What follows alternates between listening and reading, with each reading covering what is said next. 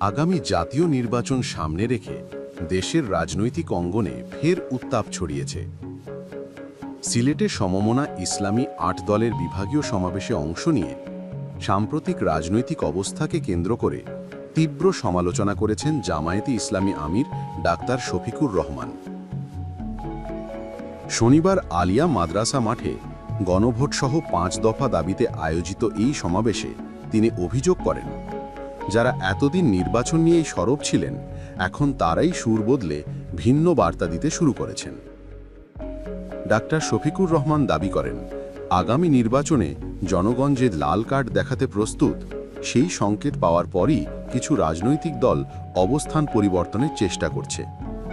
তিনি আরও বলেন, দেশবাসী আশা করেছিল অতীতের ভুল থেকে শিক্ষা নিয়ে রাজনীতি নতুন পথে এগোবে, কিন্তু এখনও অনেকেই পুরনো ধারায় আটকে আছে।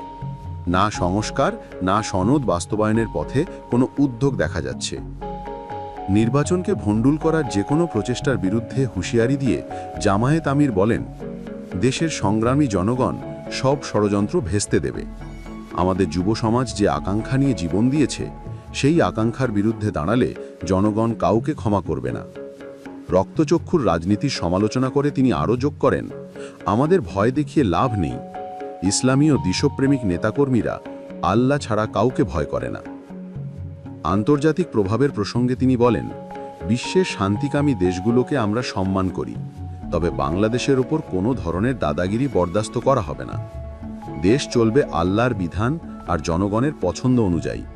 তিনি প্রশাসনিক কুয়ের মাধ্যমে ক্ষমতায় যাওয়ার যে কোনো পন্থার বিরুদ্ধেও কঠোর সতর্কতা দেন। সমাবেশে অংশ নেওয়া ইসলামী আন্দোলনের আমির সৈয়দ মুহাম্মদ রেজাউল করিম বলেন, যারা নির্বাচন পিছিয়ে দেওয়া চক্রান্ত করছে, জনগণ তাদের বয়কট করবে। অন্যদিকে খেলাফত মজলিসের মহাসচিব মামুনুল হক বলেন, গণভোটে না এর পক্ষে যারা মাঠে নামবে, জনগণ তাদের প্রত্যাখ্যান করবে। সিলেটের সমাবেশ ঘিরে নতুন আলোচনা সূত্রপাত হয়েছে রাজনৈতিক মহলে। সামনে নির্বাচন যতই ঘনিয়ে আসছে, ততই বিভিন্ন রাজনৈতিক দলের বক্তব্যে স্পষ্ট হচ্ছে নতুন নতুন অবস্থান এবং পাল্টাপাল্টি বার্তা।